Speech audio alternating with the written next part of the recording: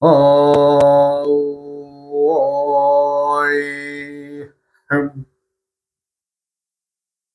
우야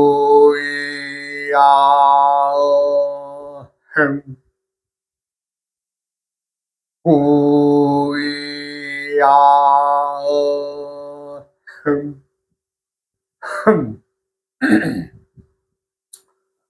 이번 시간에는 천간의 글자들이 어떤 뜻을 품고 있는가, 생긴 그 뜻, 어떻게 그 자들이 그 뜻을 품고 있는가에 대해서 말씀을 드리고자 합니다.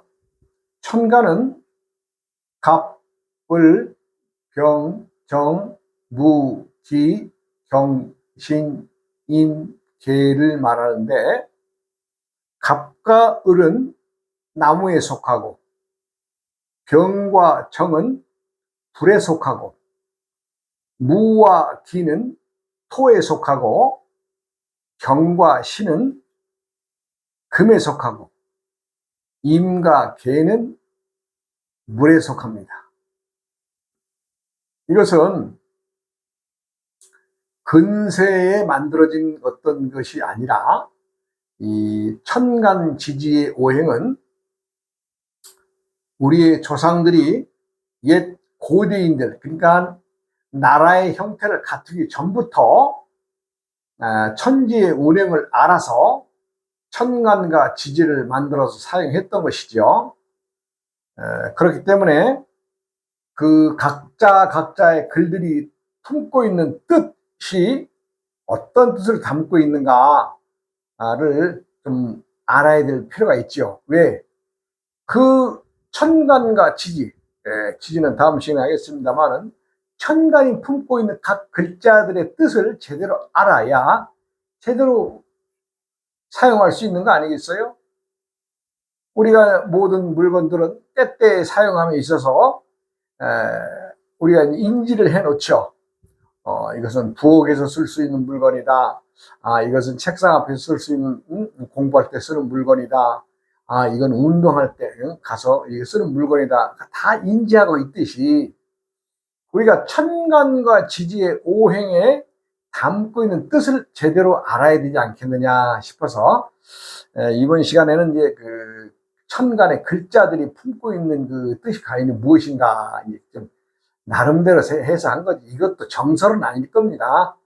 그렇게 말씀을 드려야 옳은 얘기지, 내가 하는 말이 정설이다, 못 박아서 얘기하면 안 되는 거죠. 단지 이런 뜻을 담고 있다 하는 것을 여러분도 참작해 주시기 바랍니다. 갑은 우리가 이제 이 갑자가 보면 갓전자에 뚫을 곤자, 그러니까 만물이, 나무가 초생의 상태에서 대지를 뚫고 나와서 위로도 가죠. 또 어떻게 돼요? 위로 커나간다는 얘기는 아래로 뿌리를 내리죠. 그렇습니다. 갑자에는 만물이, 씨앗이 대지를 뚫고 나와서 커 나가는 형상과, 또 반대로 커 나가는 것만큼 이 밭에서 아래로 뿌리를 내리는 그런 뜻이 담고 있어. 모든 만물의, 즉 초생들, 나무들의 처음을 뜻하는 말이고, 이 갑 속에는 무엇인가 생산을 한다는 의미가 있는 글입니다. 생산. 그러니까 아무것도 없는 대지에 뭐예요?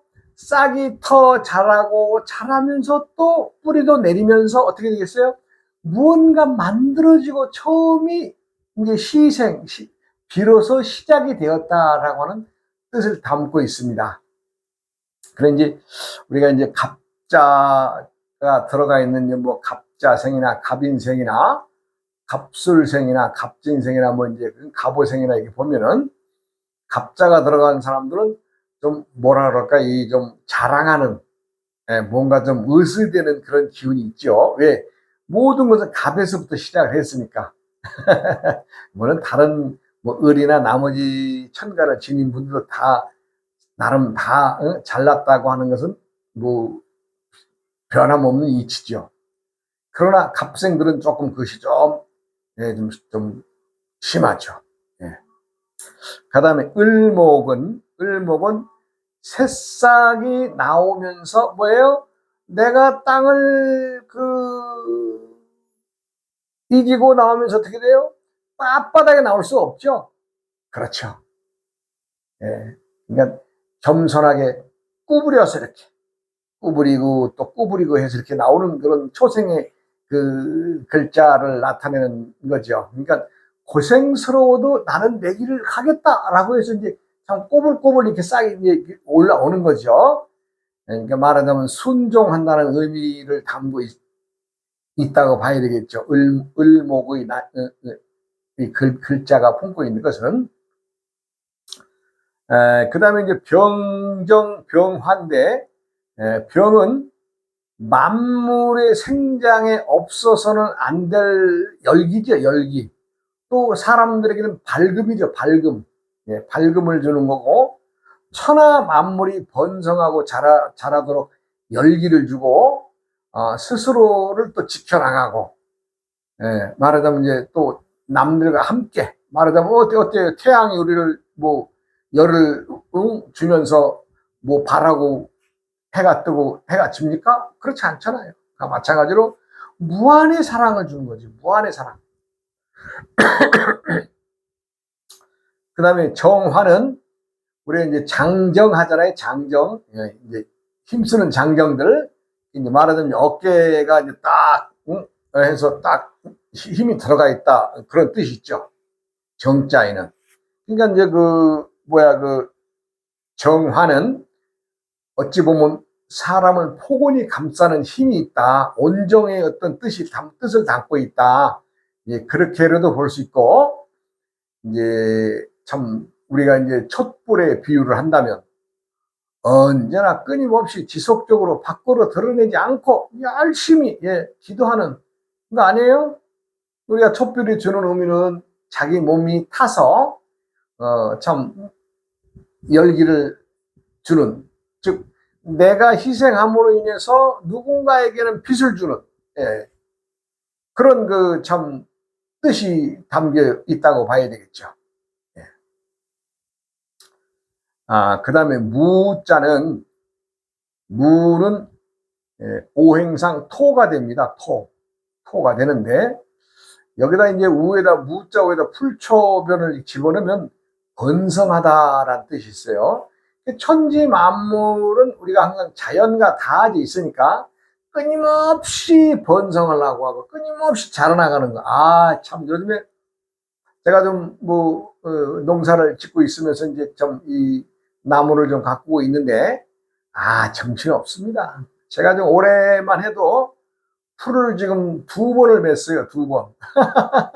2번을 맸는데 오늘 내가 혹시나 해서 또 이제 한 곳에 갔죠. 제가 이제 이것저것에 몇 군데 있으니까 갔더니 풀이 그래서 또 오늘 하루 종일은 아니고 한나절 또 풀을 메고 왔습니다. 그러니까 풀이라는 건 뭐예요? 번성하는 거예요. 번성. 무한한 번성의 뜻을 가지고 있는 겁니다.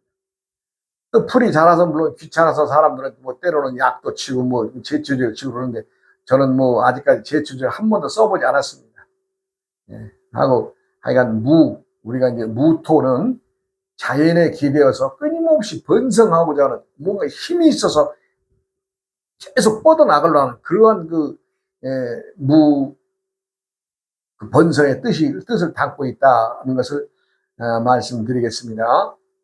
그 다음에 다음에 기토죠. 기는 어떻게 돼요?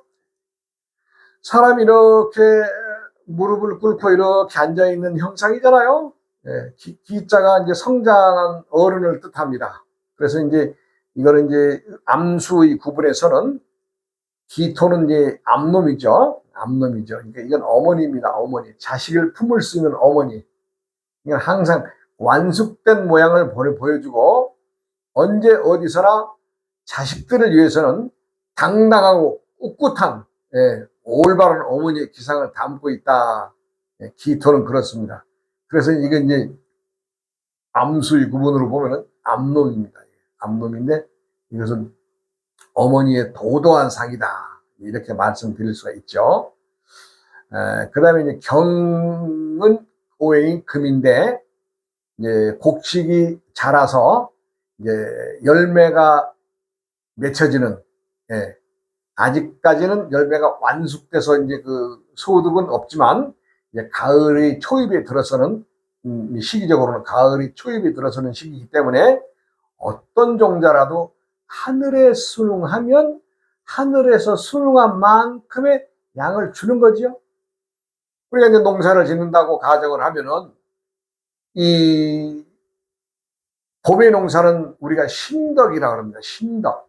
신덕이란 말은 사람들이 스스로 가꿔야 된다는 뜻이 있는 거죠. 즉 자연의 이 작물들을 키워갈 때에 봄과 여름까지는 신덕입니다.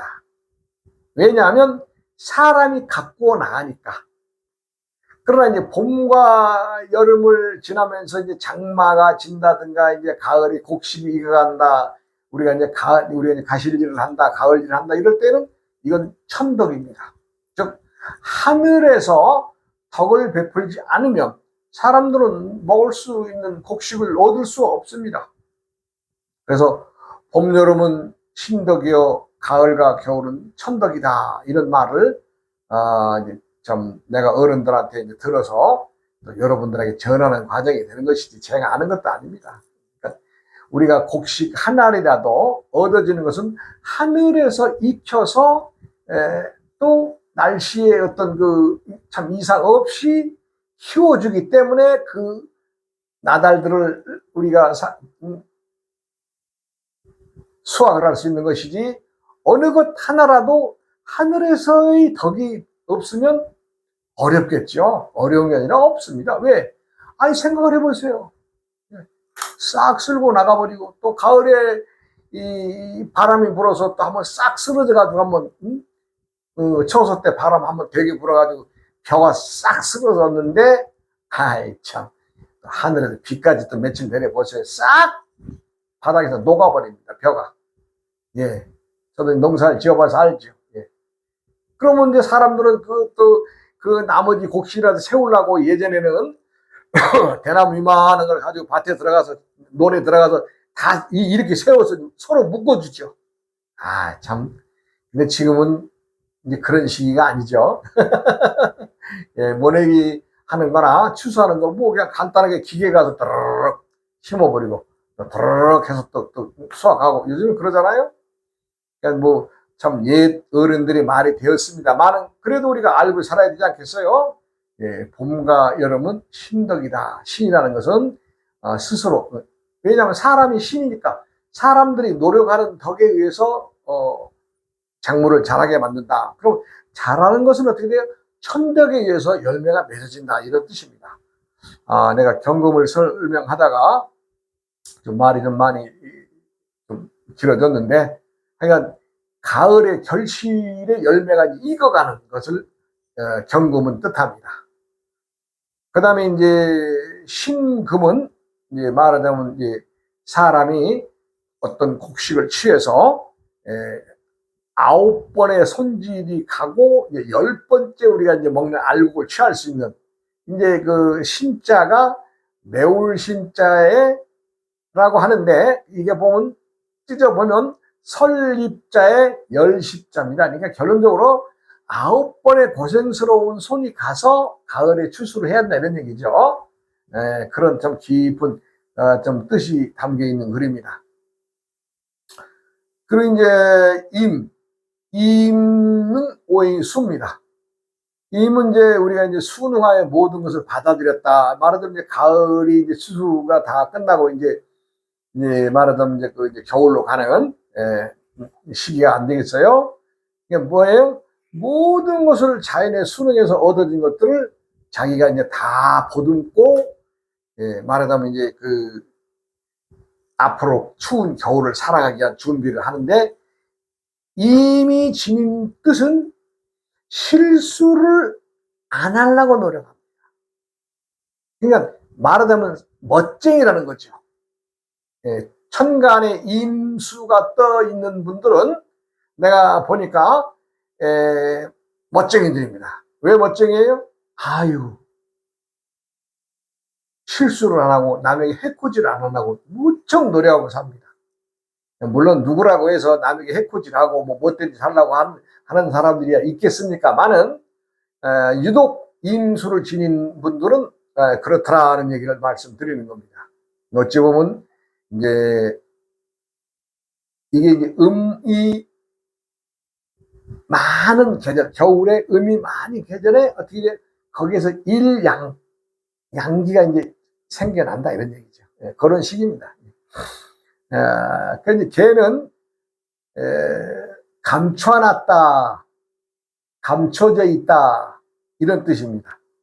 그러니까 무엇을 얘기를 하냐면 개수는 많은 양의 물이 아닙니다. 인수가 많은 양의 물이고 개수는 작은 양의 물인데 어때요? 이 작은 양의 물을 다음 봄에 갑을 만나기 위해서 뭔가 싹을 트기 위해서 감춰져서 보관하고 있다 이런 뜻이 있어요. 예. 그러니까 이 개 다음엔 다시 또 갑이 돌아오죠. 예, 우리가 육식갑자에서 그러니까 갑이 돌아오면 그 시기를 개수는 물을 담고 다음에 씨앗을 남겨주는 거죠. 그러니까 그 책임이 아주 막중한, 그래서 머리가 영리합니다. 겉모술수에 능하죠. 예. 그러니까 뭐 겉모술수에 능하다고 해서 이것이 나쁜 뜻이 아니라 자신이 지내야 될 일을 알고 있다 이 얘기입니다. 그래서 남들이 혹여 이것을 뺏으러 오면 때로는 뭐 좀 선한 거짓말도 할 것이고, 때로는 좀 악하게도 나올 것이고, 사람마다의 어떤 것이 그 품성이 다르기 때문에 비춰주는 것은 달리 볼 수 있으나 어때요? 개수를 지니신 분들은 끊임없이 뭔가 자기의 보관, 지녀야 되는 것을 꼭 지니고 있는 아주 좀 책임감이 강한 그런 글자의 뜻이 있습니다. 오늘은 이제 천간 글자에 이제 가 품고 있는 글을 봐왔고, 이제 또 다음 시간으로 또 이어서 말씀드리고, 제가 이제 얼마 전에 저 충청도 땅을 이제 이렇게 좀 한번 다녀올 길이 있어서 이제 좀 아는 지인들이 이런가 이제 이 길을 가는데 면소재지였어요. 제가 알기로는 면소재지인데 군의 읍이 아니라 큰 어떤 그 사람들이 군 단위만 해도 크지만 면 단위는 요즘은 아주 좀 사람들이 많이 없잖아요. 그런데 어느 지점에 이렇게 지나가다 보니까 사람들이 웅성웅성해서 참 많아요. 뭐 차들도 많이 대져 있고 그래서 희한하다. 오늘 뭐 무슨 날인가 그러고 이제 좀 지나가게 됐는데,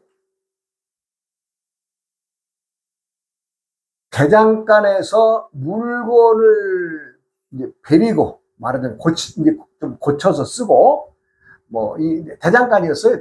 대장간인데 소문이 나기를 아주 대단한 대장간이고 기술이 좋다 이런 소문이 나가지고 참 각지에서 아는 사람들이 말하자면 그 지역 사람들만이 아니라 뭐 그 근동에 가까운데 아니면 멀리 서울서라든가 뭐 아니면 뭐 강원도라든가 이런 데서도 다녀가는 사람들이 있다 그래요.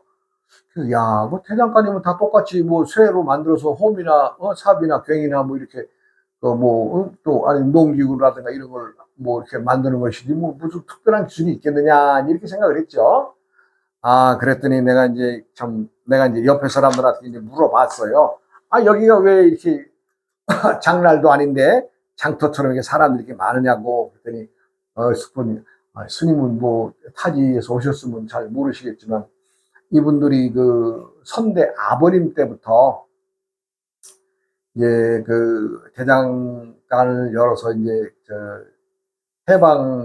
그렇죠. 우리가 이제 45년 해방됐으니까 해방되고 나서부터 이분들이 여기 와서 이제 고향이니까 그 대장간을 읽었는데, 이분들은 좀 특수한 이력을 지니신 분들이라서 아주 쇠를 다루는데 아주 능숙하다고 그러면서 근동에서는 아주 소문이 나서 이렇게 오늘도 이렇게 사람들이 이렇게 몰리는데 오늘뿐만이 아니라 매일 그렇다는 거예요. 매일이 그렇다는 거예요. 아니 뭐 요즘에 어디를 가든 음식점 같은 거 맛집이 생기면 지금은 아주 참 쫓아다니면서 뭐 핸드폰 들고 다니면서 뭐 찾아다니는 사람들이 많더라고요. 근데 이제 제가 지금 이것이 좀 세월이 지난 얘기입니다. 예, 좀 된 얘기인데도 그 당시에도 그 대장간이 그렇게 이제 해서 이제 그 분들이 말하자면 지금 현재 대장장이의 아버님의 얘기부터 이제 얘기를 들을 수가 있었죠. 그래가지고 하여간 이 사람들이 어떤 특별한 이유가 있는가를 이제 제가 이제 거기 좀 물어봤죠. 내가 물어봤더니 그 역사가 쭉 올라가는 거죠. 이제 말하자면 우리가 이제 일제 시대 때 사람들은 이제 징집을 해가지고 일본 놈들이 우리나라 사람 징집을 해가지고 자기네 나라 가서 뭐 탄광에 가서 일도 시키고 광산에 가서도 일도 시키고 아니면 비행장 많은 데 가서도 일도 시키고 아니면 어디에 남양군도 쓰고 사이판 이런 데까지 다 우리나라 사람들 징집해가지고 가서 일본 놈들이 그렇게 우리들에게 해코지 한 거 아니에요? 그 시대입니다. 그 시대. 그러니까 해방을 남겨놓고 한 5년 정도에 이분들 아버님이 이제 징용을 당해서 가시게 되는 거죠.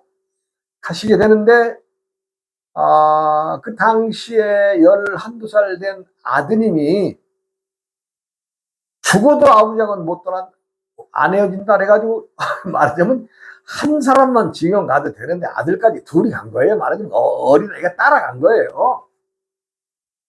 그래가지고 이제 참 간 곳이 어디냐 봤더니 비행장에 부품을 만드는, 즉 비행장 만드는 데에 대장간이라 그래야 되겠죠. 큰 공장이 이제 들어가게 되는데 그 시설이 당시에 지하로, 그러니까 일상의 평지에서는 일반적인 쇠를 다루는 것이고 지하 1층, 2층, 3층, 4층까지 되어 있는 구조인데 4층의 지하를 뚫어서 나오면 비행기 경납고가 있는 아주 독특한 지형이었다고 합니다. 지금 이 얘기도 그분들이 나중에서야 안 것이지 당시에는 그 어마어마한 시설을 몰랐답니다. 왜냐하면 자기가 일하는 구역이 아니면 우리 한국 사람들은 일본 놈들이 값이나 쳐줬어요. 그냥 조선징이라고 그러면서 그냥 마구 두둑에 패고 그냥 참 일만 시켜 먹으려고 하던 시대 아니었어요? 이 일본 놈들이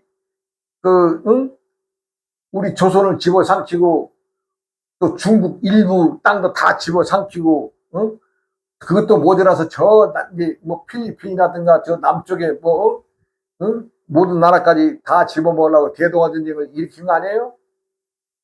그러니까 일본 놈들 눈에 자기네 나라 사람 아닌 사람들이 눈에 들어왔겠어요? 다 그냥 총알바지나 생각하고 그냥 좀 하대하는 그런 시대인데. 그래 이제 이 아버님하고 아이가 안 따라와도 될 이 아들까지 혹이 붙어가지고 왔으니 아버지는 참 이것도 고생 저것도 고생. 그러니까 거기에서 이제 하여간 좌우지간 이 아드님도 10살 11살 때 같다고 하니까요. 그렇게 해가지고 거기서 이제 비행기 부품 만들고 이제 이런 데서 이제 말하자면 일을 하게 되면서 이제 대장간 일을 이제 배우게 되죠. 배우게 되나 마나 매일 밥 먹고 하는 일이 이제 풀무질 하는 거라든가 쇠의 기초적인 걸 녹이는 거라든가 이제 이런 것들은 이제 하게 되는 일을 이제 배우게 되는 거죠. 그러니까 이제 참 당시에는 그 기지가 비행장 만들고 그 경락고 같은 그 시설에서의 말하자면 우리로 말하자면 대장간이죠. 그 당시 대장간 같은 그런 시설이 어느 일부에서만 일을 하게 됐지, 당시에는 물론 아래에 1, 2층이 있는 것은 이제 생활하면서 알게 됐지만 1층, 2층, 3층, 4층까지 있었고, 그 4층에서 완전 조립이 된 비행기들은 이제 바로 그냥 지상으로 나가서 날아가는 그런 시설인 것은 이분들도 몰랐다 그럽니다. 그래서 이제 거기서 이제 혹사 나오고 말하자면 철을 녹이고 뭐 이것도 갖다 해라 저것 해라, 그럼 뭐 아주 이제 일본 애들이 시키는 대로 해야 되겠죠 뭐 이제. 그리고 이제 때때로 어떤 그 쇠에다가 무엇을 집어넣고 녹인 물을 그대로 그냥 뭐라 그래요? 엘리베이터 같은 그런 데를 해가지고 아래층으로 내려보내는 거죠. 아래층에서 내려보내면은 뭐 여기서는 알 수 없죠. 어떻게 뭘 하는지를. 위에서는 그냥 그 단순 작업만 시키는 거죠. 왜냐하면 일본 애들이 한국 조선인들한테 뭐 좀 기술적이라든가 자기들이 어떤 좀 기밀스러운 것들을 일 시켰겠어요? 안 시켰죠. 그래가지고 단순 작업만 하게 되고, 그런데 이제 그래도 한국 사람들이 일을 잘하니까 어느 날은 1층, 이제 지하 1층과 2층으로 내려가서 작업을 가끔, 말하자면 이제 어떤 사람들이 티오가 안 맞는다든가 이럴 때에 이제 땜빵으로 가서 몇 시간씩 하다 올라오고 이제 이런 경우는 있었는데 3층, 4층 아래까지는 보지를 못했답니다. 네. 그만큼 애들이 철저하게 기밀을 말하자면 아주 지켰기 때문에. 그러나 이 어른이 생각할 때에 이 1층, 지하 1층과 2층을 지나 3층 아래에도 뭔가 있다. 왜냐하면 거기서 녹인 쇠를 갖다 우리가 담금질이라고 그러죠. 담금질.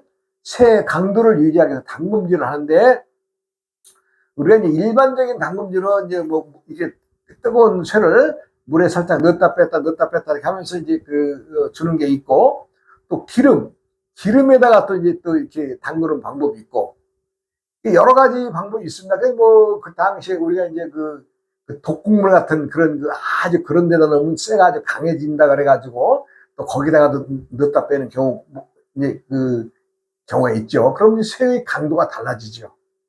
예, 그렇습니다. 이제, 참, 그래가지고, 이 지하 2층까지는 내려가 본 거죠, 이제. 근데 아드님도 거기서 이제, 그냥, 안 가도 그걸 갖다가 가서 이제 자동적으로 배우게 되는 거지, 거기서 이제 대작간 일을. 예, 참, 오늘 시간이 좀 이렇게 됐으니, 또, 다음 시간으로 또 재미있는 얘기를 마저 하겠습니다. 여러분, 오늘도 건강하게 지내시고, 항상 마음이란 놈이 어디로 가는가, 여러분 아주 주인 없는 도둑놈인데 여러분 잘 관찰하시기 바랍니다.